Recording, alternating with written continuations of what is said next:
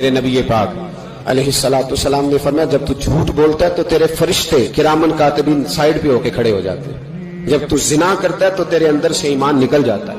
اور نبی پاک علیہ السلام نے فرمایا جب میری قوم میں ناانصافی عام ہو جائے گی تو قتل بھی عام ہو جائے گا۔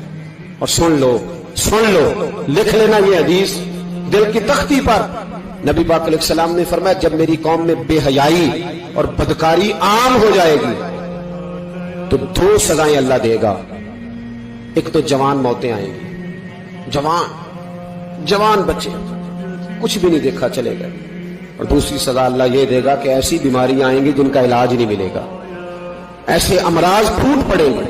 اگرچہ میں آپ کو ایسی تقریر بھی سنا سکتا تھا جس پہ آپ بہت زیادہ محظوظ ہوتے، پر میں نے اس جمعے میں ایسا موضوع چنا ہے جس کا ہمیں خاص ضرورت ہے۔ بھائی دیکھیں تو صحیح کہ ایسا تو نہیں کہ ہم ان عیبوں میں مبتلا ہیں۔ میرے نبی کریم علیہ السلام نے فرمایا جب تم نیکی کا حکم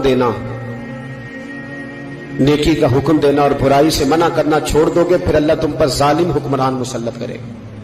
اور اگلے لفظ اس سے بھی زیادہ سخت ہیں، محبوب فرمانے لگے پھر تمہاری نیک لوگ دعائیں بھی کریں گے تو اللہ وقتی طور پر ان کی دعاؤں کو بھی قبول نہیں فرمائے گا، اس لیے کہ تم لوگوں نے نیکی کا حکم دینا اور بھلائی سے روکنا چھوڑ دیا۔ عزیزو یاد رکھو جب گناہ عام ہوتے تو پھر حالات بدلتے اور لوگوں کو سزا ملتی ہے ان کے گناہوں کی، بلکہ یہاں تک لکھا ہے کہ نیت خراب ہو تو سزا شروع ہو جاتی۔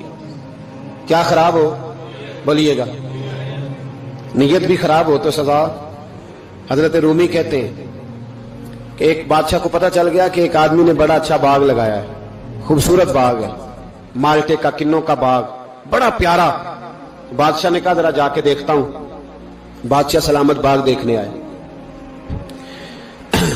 تو اب وہ مزدور آدمی تھا، عام آدمی تھا جس نے باغ لگایا، کسان تھا، اس کو کہا کہ چند کنوں توڑ کے لایا تو بڑے پیارے لگے، ایک دو اور لایا، کھائے، بڑے میٹھے، بڑے پیارے، بڑے توانا، بڑا مزہ آیا۔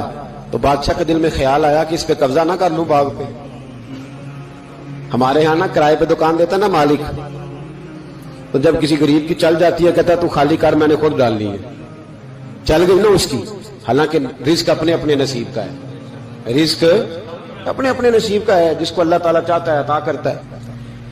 تو اس کو کہا کہ اور توڑ کے لا، اور دل میں خیال ہے کہ یار اتنا اچھا باغ ہے قبضہ کر لیتے ہیں، ہماری حکومتیں قبضہ کر لیتی ہے کہ کوئی چیز اچھی لگ جائے۔